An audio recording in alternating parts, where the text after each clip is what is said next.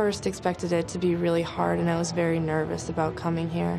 And then I realized that it was more competition-based within platoons and squads. So I was kind of looking forward to it because I've always been very competitive. I don't know, I'm just really excited now. It'll be a lot of fun. I feel more and more like a soldier every day. It's still kind of hard to believe, but once I got the dog tags and now I just got my M4 issued to me today, it's feeling pretty real. I didn't know I was as strong as I actually am mentally, but basic training has really tested that. I know that I can do this, and I know I'm going to make it. I'm just so proud to see her standing so tall and looking so confident, and I know she did such a great job, and she's a strong individual and a beautiful person. I definitely love the environment that we were in basic training and all the people that I've met. Like, there are so many relationships that you build here, and you learn so many things with these people that you're with for 9 weeks. It's hard not to make a bond. I feel like I'm more of a leader now than I was. I'm more experienced, and I'm excited for my next step. Miriam was a very active child, very athletic. At 9 months old, she was already running. Age 5, she was, the little girl in a tutu on a stage doing ballet, and at the park, she would be on the swings, hanging upside down, and very confident in everything she could do. Every sport she does, she kind of always steps up, and she's like a natural athlete.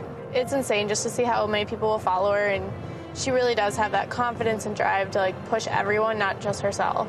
The first time that I thought about joining the Army was, I think, my junior year of high school. I knew that it would really help me in the future with getting jobs. It would help me going to school, and it just seemed like a great opportunity.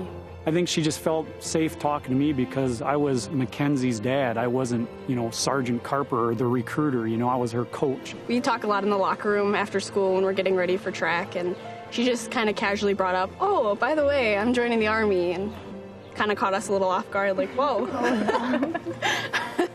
I had spent 4 years and a few months in the U.S. Army.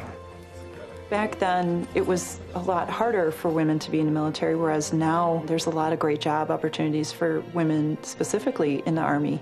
I think he just needed a little convincing that she was safe and in an environment that was there to help women grow. Now, of course, with the changes where females can, get into some of the combat roles, that's a huge difference. But when I see someone like Miriam, she outdoes some of the young men that are out there.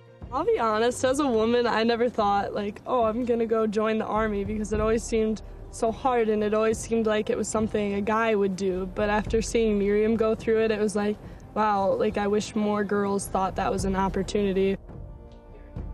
Miriam should definitely look at being an officer someday down the road, because we need leaders like that out there in the military. Someone that's driven, focused, and she's a prime example. You would want to be like her if you were a young soldier watching that officer.